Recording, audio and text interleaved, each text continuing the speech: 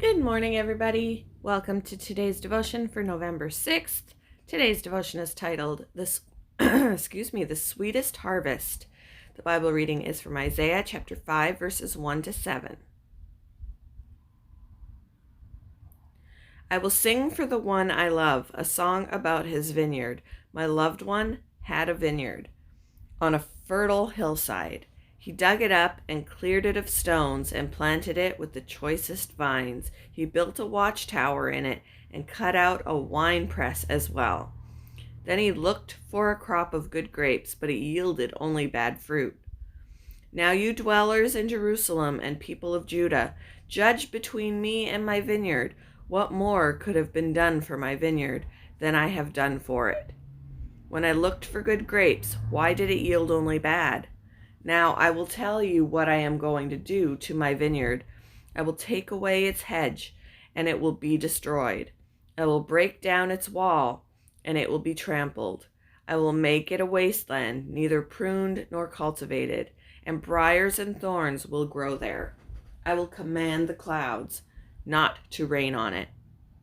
The vineyard of the Lord Almighty is the nation of Israel, and the people of Judah are the vines he delighted in. And he looked for justice, but saw bloodshed. For righteousness, but saw bloodshed for righteousness, but heard cries of distress.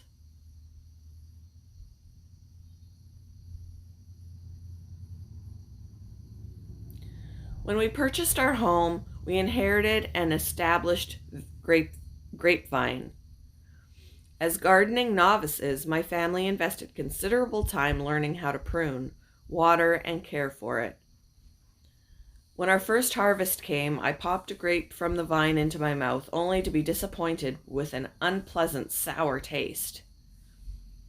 The frustration I felt about painstakingly tending a grapevine only to have a bitter harvest echoes the tone of Isaiah 5.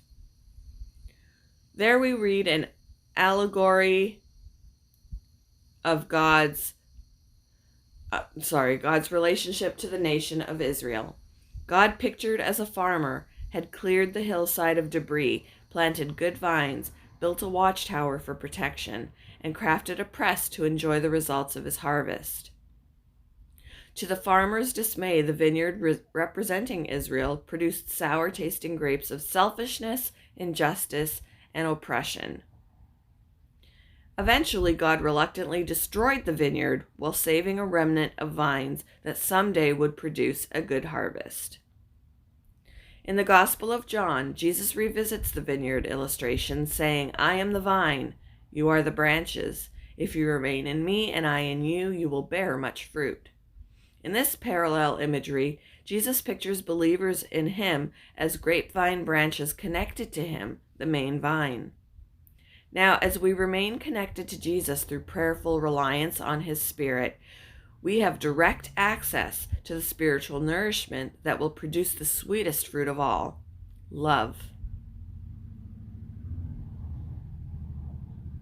How does remaining connected to Jesus produce love in your life? What are the other blessings of being connected to him? Thank you for joining me for today's devotion, and I hope you all have a wonderful day.